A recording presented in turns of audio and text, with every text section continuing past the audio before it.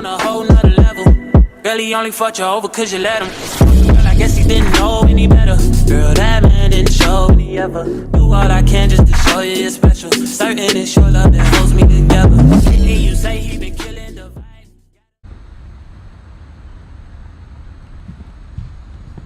I got the sense Edie had spent a lot of time here before my mom sealed the doors.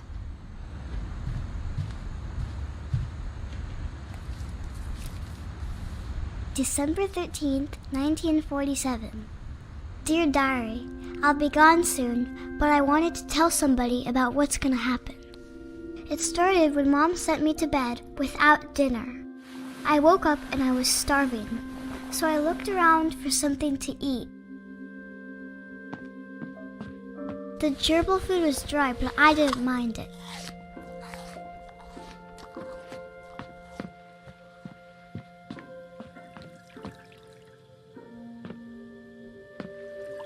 I thought about eating Christopher, but I held back.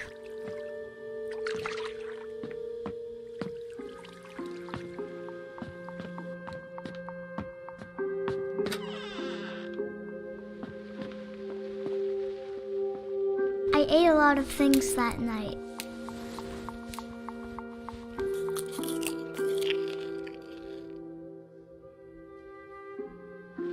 I kept eating and eating.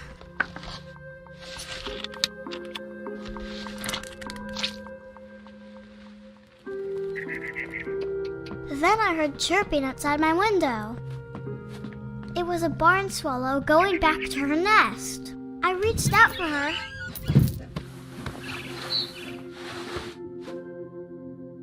And suddenly, I was a cat. I tried to be quiet, but the bird was really scared.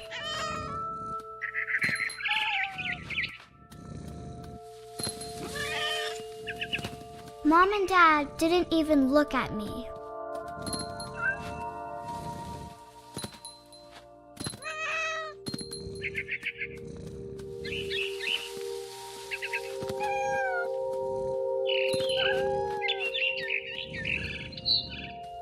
I jumped and I almost got her.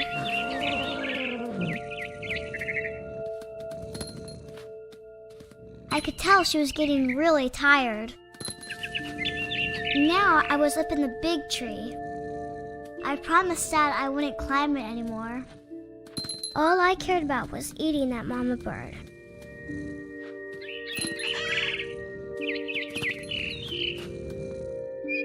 I gobbled her up. And suddenly, I was an owl. First, all I heard was the wind. Then I heard little teeth nibbling in the grass.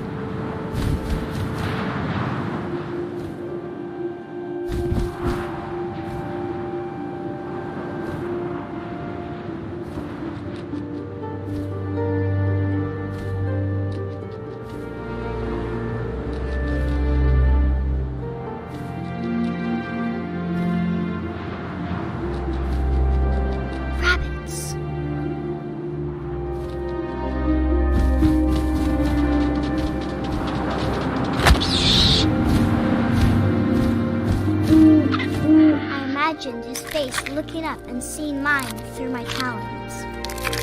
I swallowed him up and I didn't chew one bit. Then I flew off to find something bigger.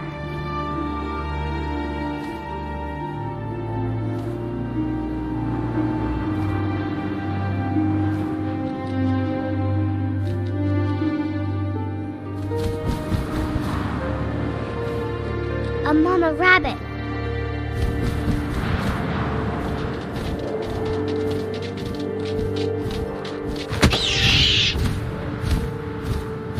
She was almost too big to carry.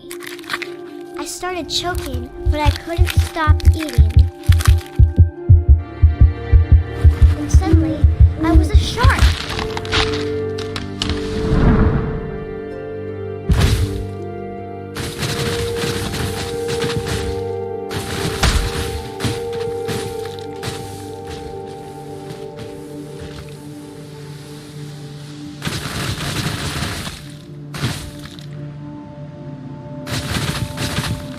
I rolled off a cliff and into the ocean.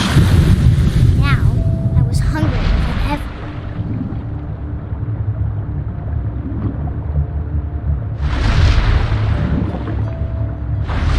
I wanted fat, juicy seals. I tore off her flipper, and it tasted really good.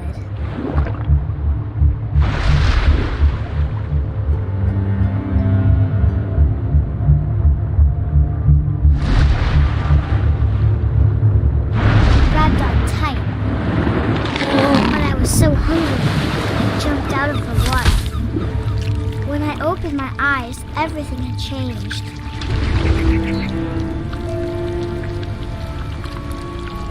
Now I was a monster, and I smelled people everywhere.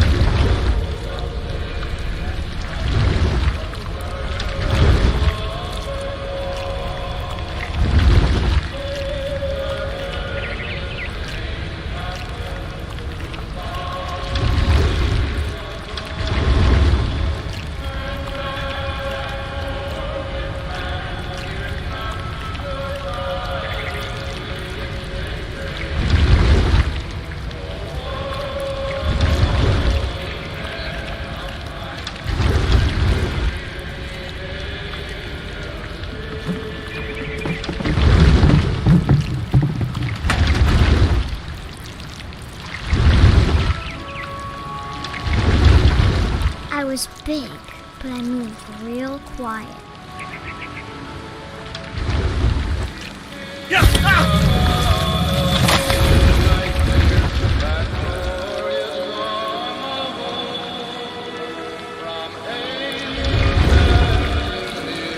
I wanted to stop, but also I didn't.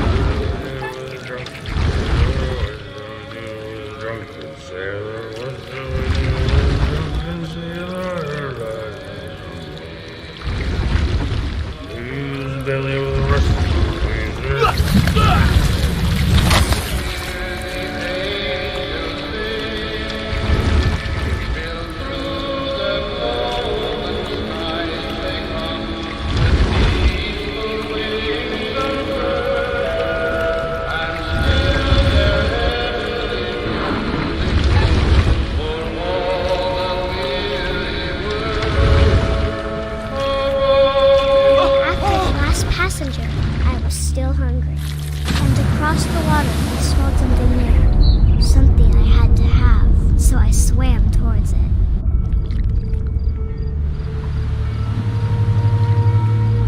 I slithered onto the sand, and the good smell went into an old pipe.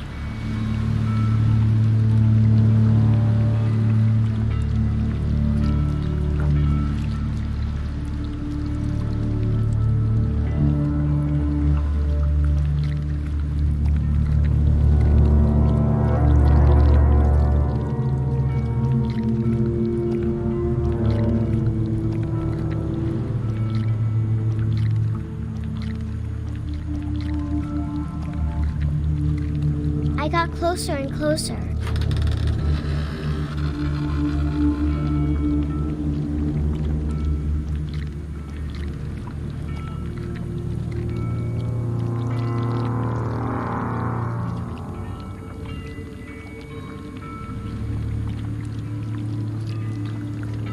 all of my stomach started growling.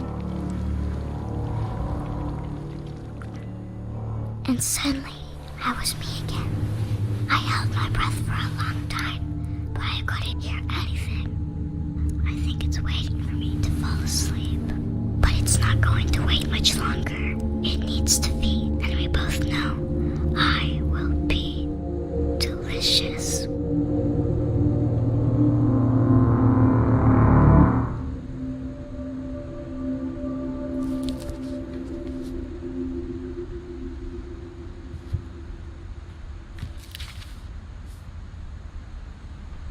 I'm not sure if I believed all of that, but I'm sure Edie would have.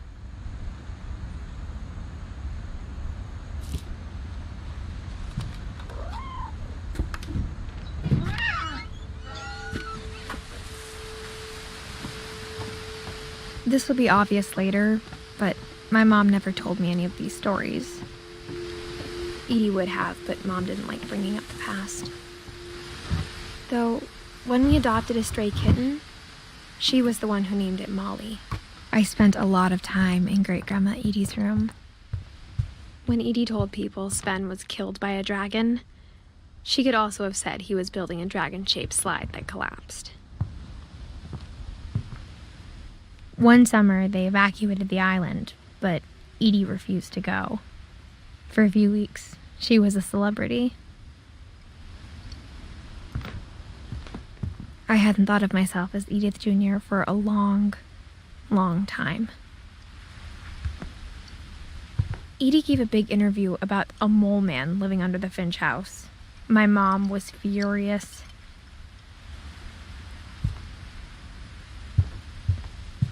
Her room was like a museum. For 500 years, the Finches have been famous throughout Norway for their fortune and misfortune. Odin Finch buries the latest victims of the family curse, his wife Ingeborg and their newborn son, Johan. On January 7th, 1937, he set sail with his family and his house, hoping to leave the curse behind. But 40-foot waves off the coast of Washington send the house and Odin to the bottom of the sea. Odin's daughter Edie, with husband Sven and baby Molly, step ashore on their new home. Odin Finch is the first to be buried in the new family cemetery. His daughter Edie is already dreaming of a new Finch house.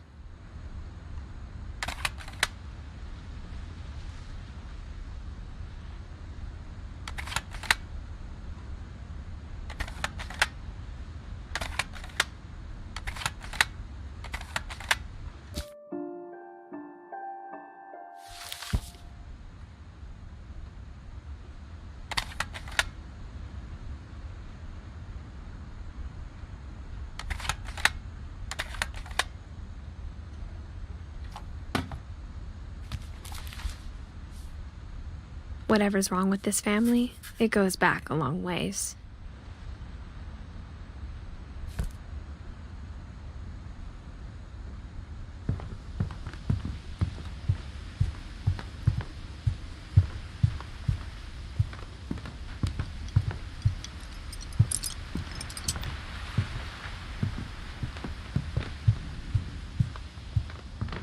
Even in her 90s. Sometimes Edie seemed a lot younger than my mother. The only trace Grandpa Sam's first wife, Kay, left on the house was the pink bathroom. It was a pretty big trace.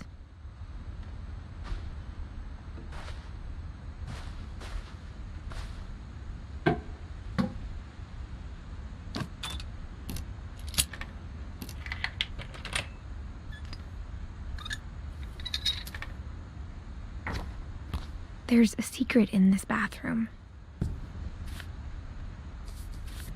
It's in the last place you would look. It isn't in the cupboard. It's hidden in this book.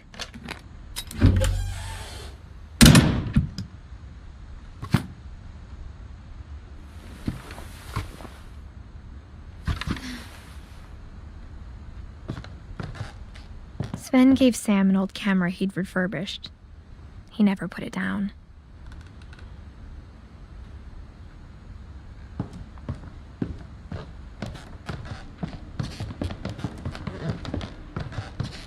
From the paintings on the wall, it was clear my brother Milton had been here before me.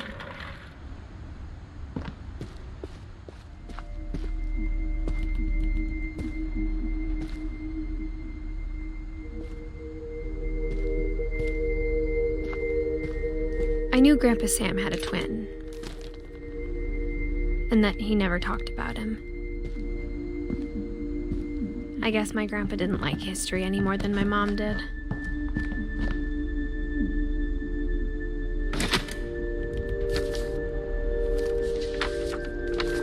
How I Want to Remember My Brother by Sam Finch. The thing I remember is that when he made up his mind, that was it.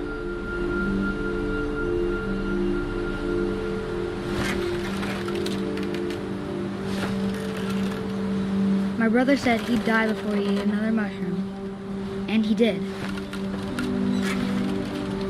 At Barbara's funeral, we swore we'd never be afraid again, and he wasn't.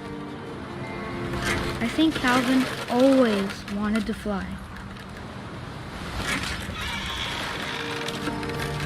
Sam! Calvin! Dinner's ready! Coming! But that day, he finally made up his mind to do it. I told him going around was impossible. Maybe if I hadn't said that, Calvin! I'm not gonna tell you again!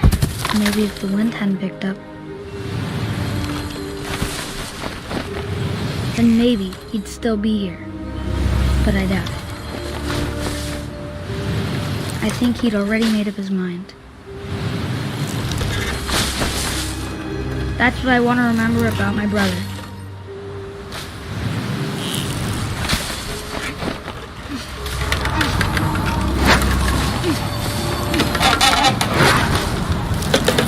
The day he made up his mind to fly.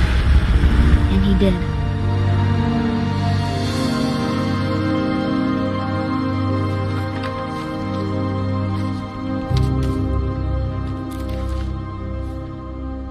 Calvin's story felt strangely familiar. When I was younger, I remember trying to do the exact same thing.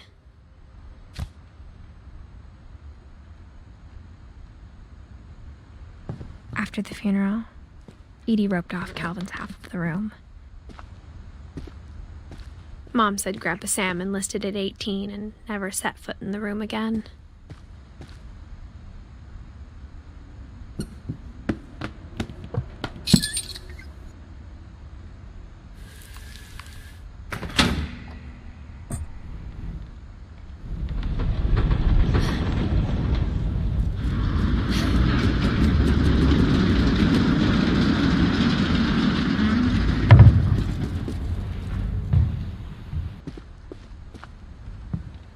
The passages were a pretty tight fit.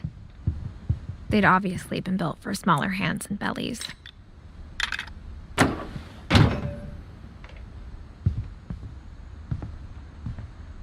Edie's father, Odin, built the original house. Barbara was a child star for 2 years, until America grew out of it. Whenever people ask me about my family, the first thing they always want to know about is Barbara.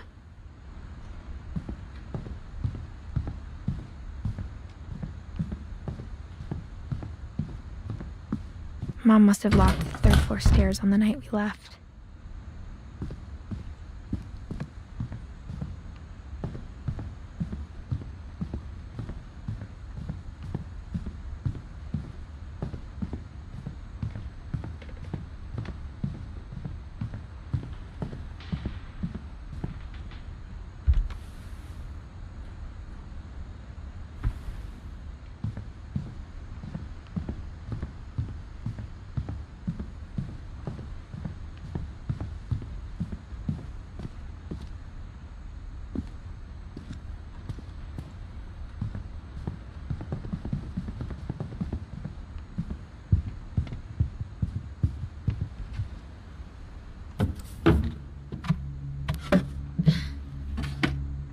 Growing up, I always thought of Barbara as a child star.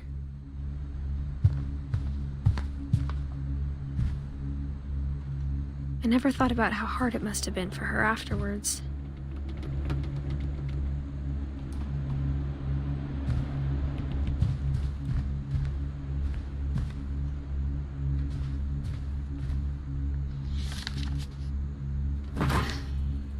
Of all the stories people wrote about Barbara's death, I'm surprised Edie saved this one.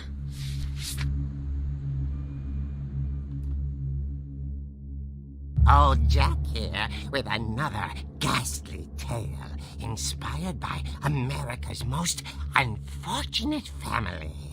I'm calling it The Surprise Ending of Barbara Finch. As a child star, Barbara was famous for her scream. Now at 16, she was all washed up. A has-been. But in a lucky break, she'd been asked to perform her signature scream at a local convention for monster movie fans. It was just the boost her career needed. Unfortunately, her scream hadn't aged well. Getting better. I think you just need the right motivation. Her biggest fan and current boyfriend, Rick, was about to demonstrate when... Now that was a great scream. It was Barbara's father, Sven. He'd slipped into a table saw and had to be rushed to the emergency room. So Barbara got stuck babysitting her youngest brother, Walter. Her convention comeback was cancelled. Okay, I'm hearing frustration, but I'm not hearing terror. What if I tried... A gang of hoodlums in Halloween masks have been terrorizing Orcas Island tonight. Police are urging residents to... That came from the basement. You're right! Also, I loved your delivery on that. Why is your basement door locked? Because my dad likes making puzzles and secret passages. There's a key hidden in the music box. The secret is to keep winding and winding until finally the key pops out. Thanks, babe. I'll be back in a sec. 20 minutes later, Rick hadn't returned. So Barbara went to look for him, right on cue. She reached for the music box. And as she wound the key, she listened for Rick, but the house was silent.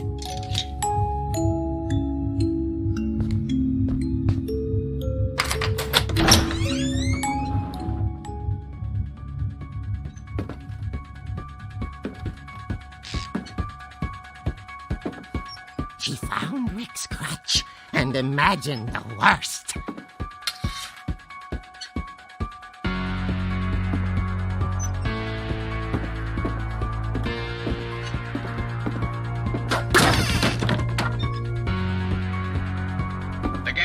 Is the infamous Hookman killer, Dr. Carl Hamill, who impaled and then ate his family 10 years ago tonight.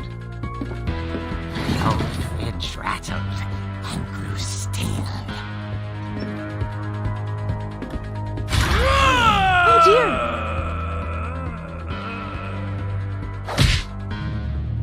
Oh! Rick?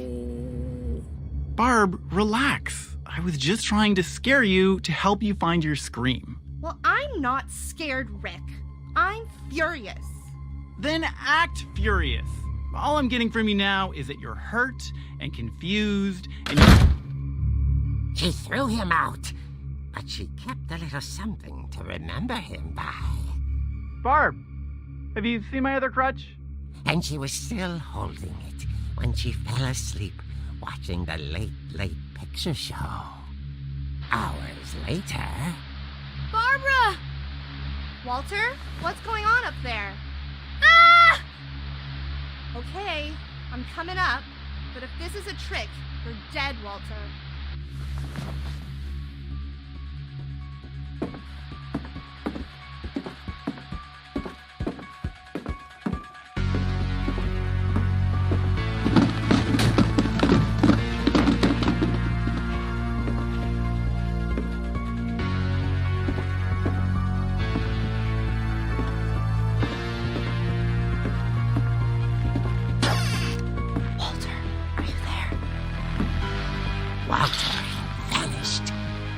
bedside radio was still on.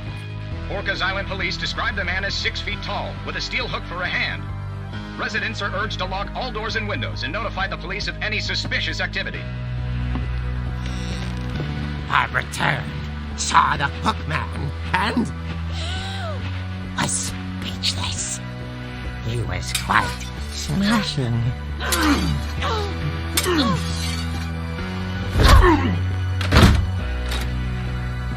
And the image was, he couldn't get enough of Barbara.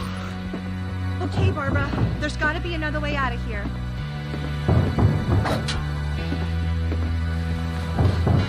That night, she played her part beautifully.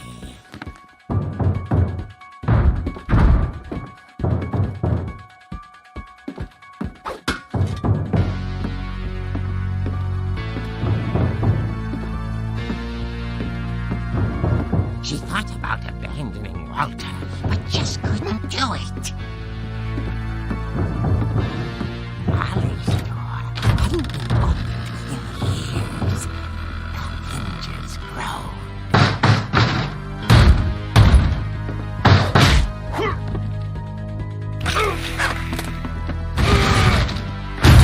He wasn't moving, but she sensed the story might not be over yet.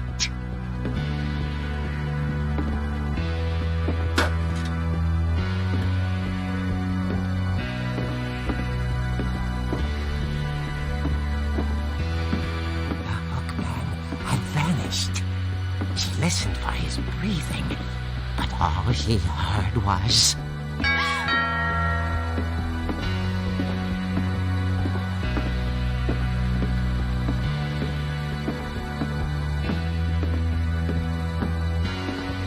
Someone at the door was dying to speak to young Barbara. At the door, she heard whispering. Was coming from inside the house.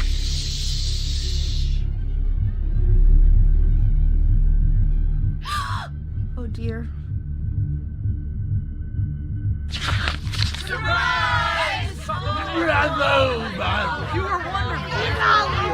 monsters had come to surprise her.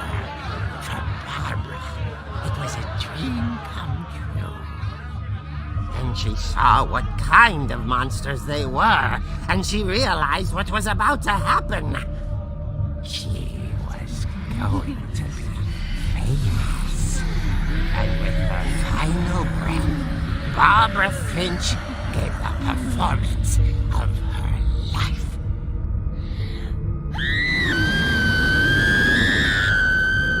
I wasn't there myself, but I hear Barbara was magnificent.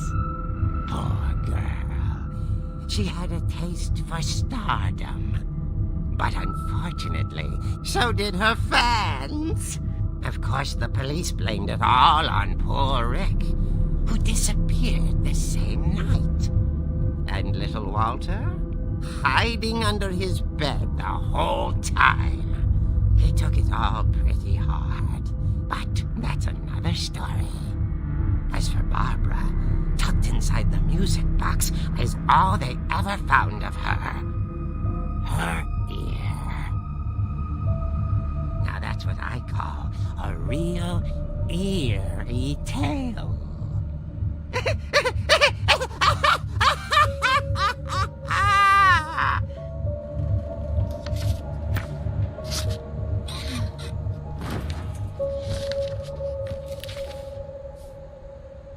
Edie told me all Barbara wanted was to be remembered, as absurd as that comic was.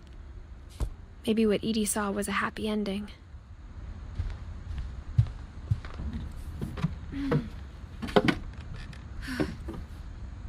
I guess now I know why Mom didn't like me playing with the music box.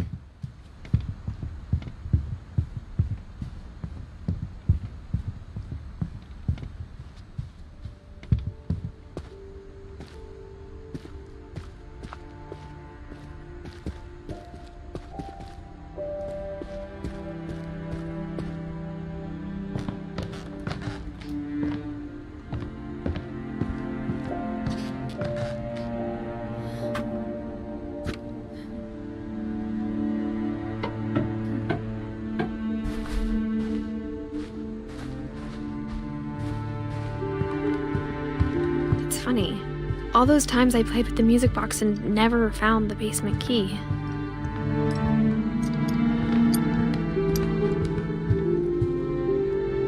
Edie knit me a new pair of gloves every year, just in time to replace the old ones. Louis died a week before we left, but Edie had already started to memorialize him.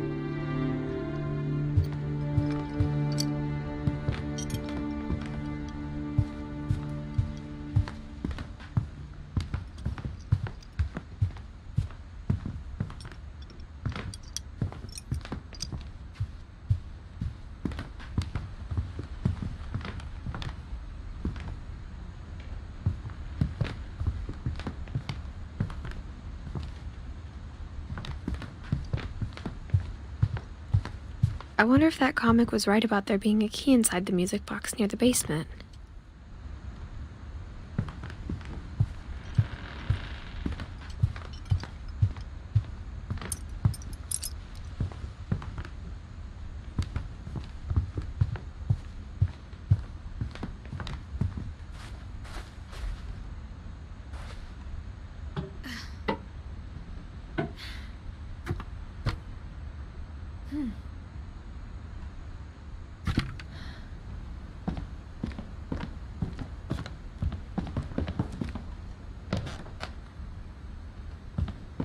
Maybe I should go check out that music box down by the basement.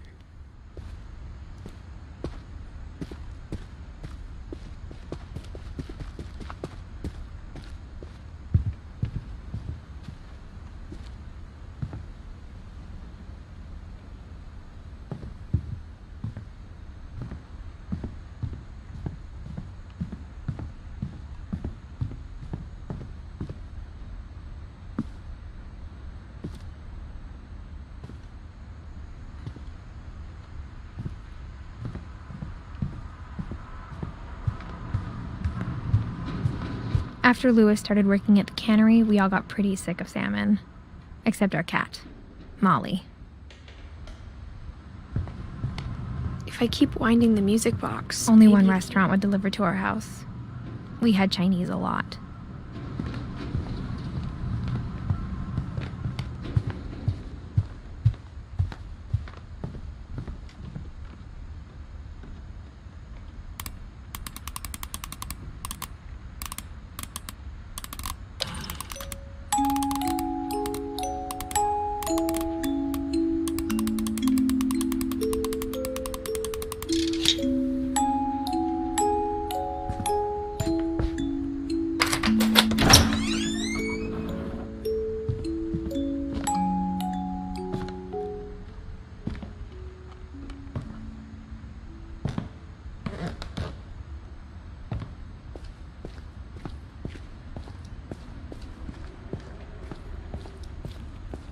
Mom said the basement was off limits, unless I wanted another tetanus shot.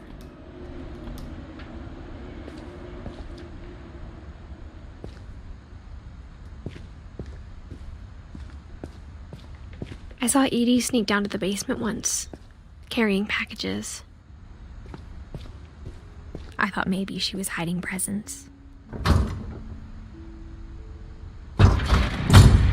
It turned out she was hiding a lot more than that.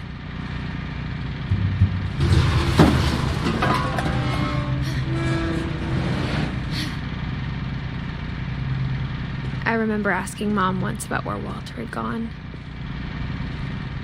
She said after Barbara died, he got as far away as he could. If there's a pattern in all these stories, I think it's that none of us has gotten very far. Goodbye, everyone. I can't believe I've been down here for 30 years. On that first day, after the shaking started, I didn't think I'd survive a week.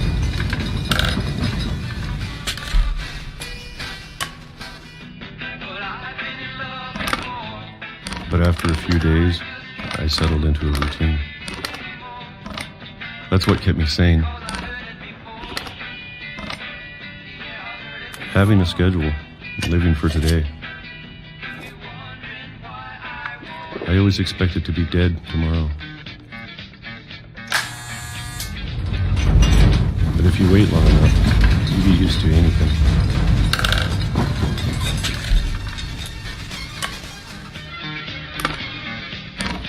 Even a monster on the other side of the door starts to feel normal.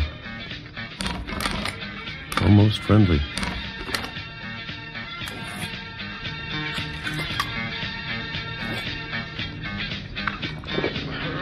And then one day, everything just stopped.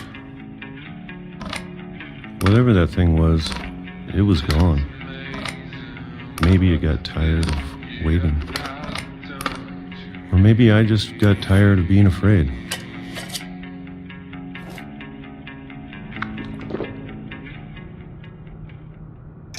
It's been a week now, the longest in 30 years. I'm done waiting. I have to leave while I still can.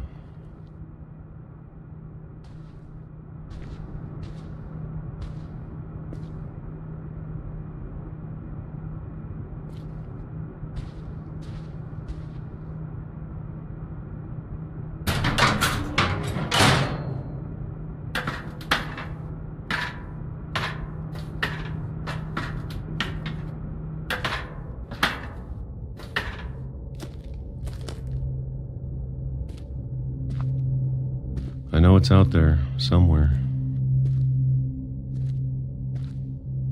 Whatever killed Barbara and Molly.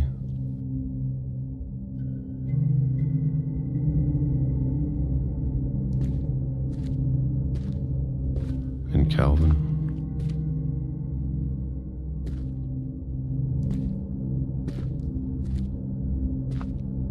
Maybe this is all a mistake. But I need to stop living the same day, even if it kills me.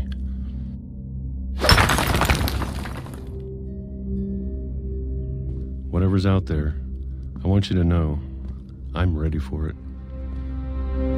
I'm going to appreciate all of it, especially the food. I don't mind if I only have a year left, or a month, or a single week. I'd be happy with one more day. I can already imagine the sun on my face.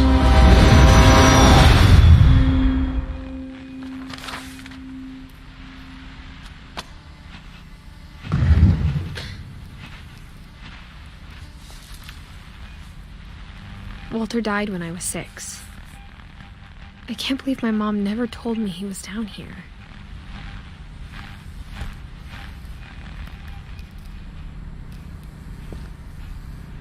I'm sure my mom was trying to protect me.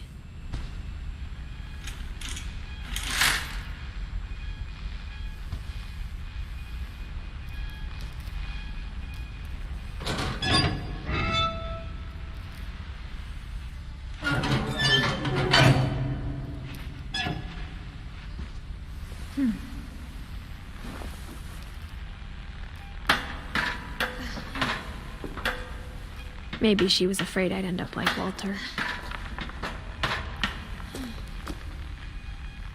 But if she never told me about an uncle under the house, I can only imagine what else she was hiding. I don't want to make the same mistakes she made, trying to bury something that's still alive. Now that there's only one of us left, or maybe 2. I thought it was time I heard the stories for myself and found out what happened to everyone else. But now I'm worried the stories themselves might be the problem. Maybe we believed so much in a family curse, we made it real.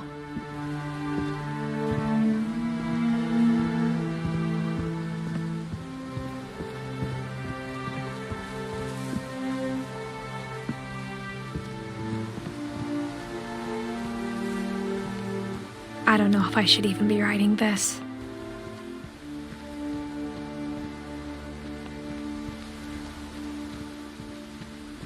Maybe it'd be better if all this just died with me.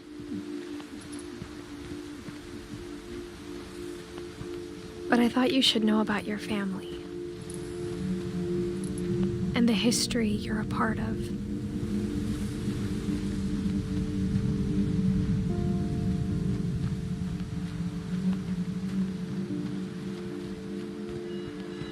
Though to be honest, I feel as lost as you probably do right now.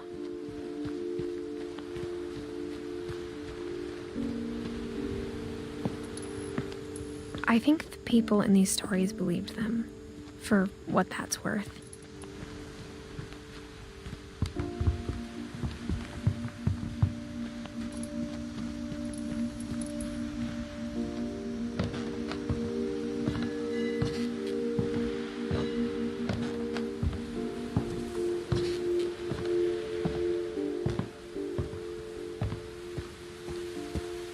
And when you look at the house, that history of imagination and stubbornness and madness, any of it seems possible.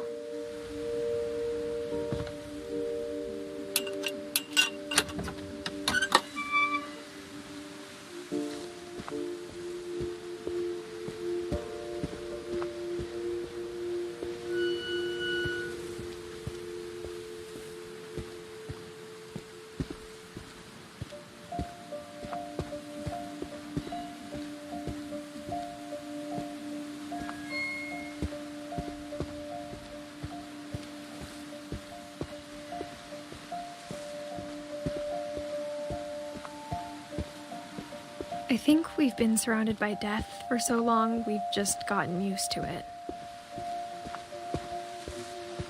What kind of family finishes building a cemetery before starting the house?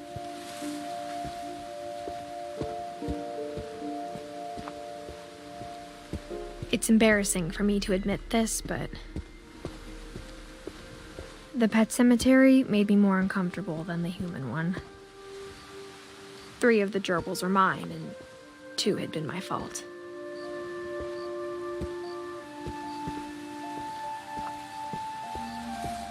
Sven built the house, but it was Edith who designed the cemetery.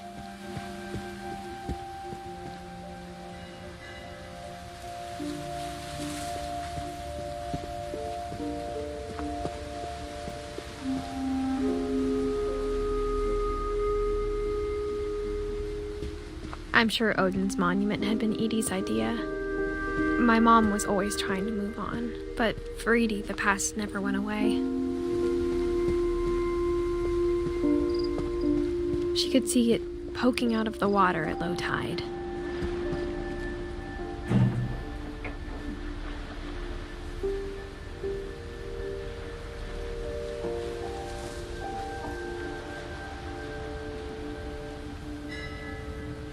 Edie said she dreamed about the old house every night.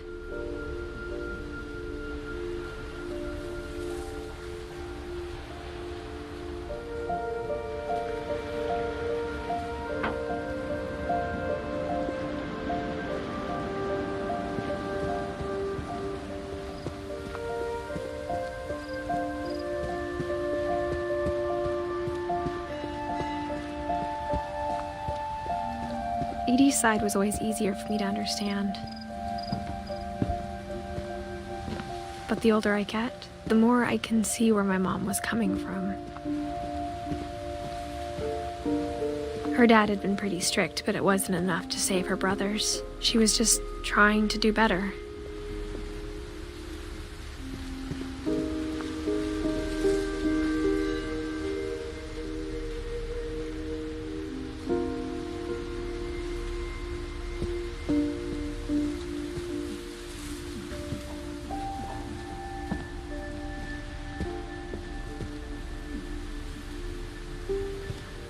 She lost 2 of her brothers, just like I did. I get why she tried so hard to protect us.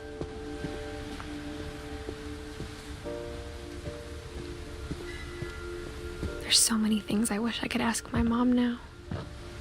Part of me thinks this is what she wanted all along. for me to come back someday and find everything out for myself.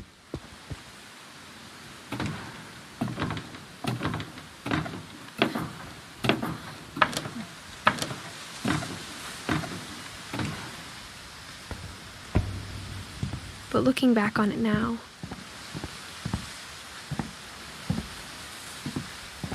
if she told me there was going to be so much climbing, I never would have come when I was 22 weeks pregnant.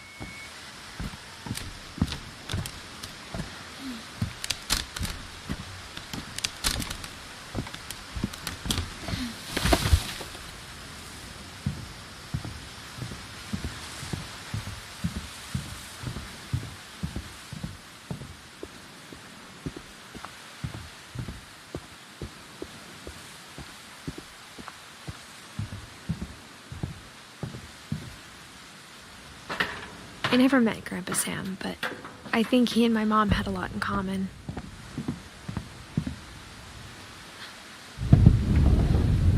They were both pretty intense.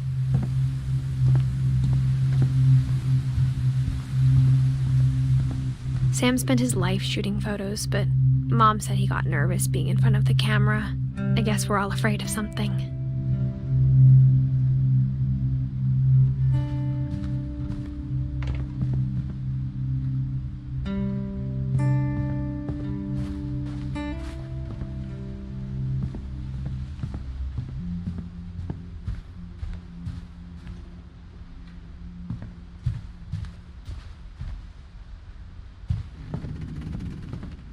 Instead of hiding from death, Sam seemed to go out of his way to meet it.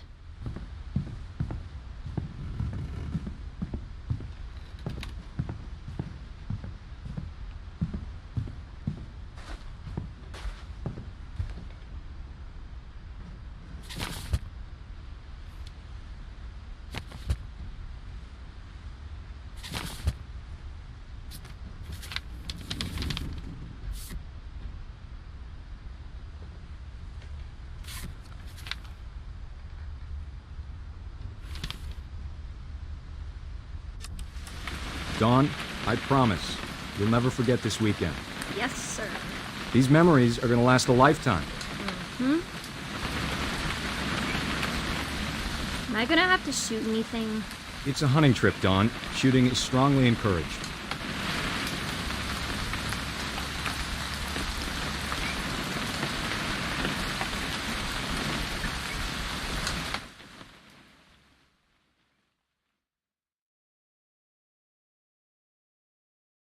Go.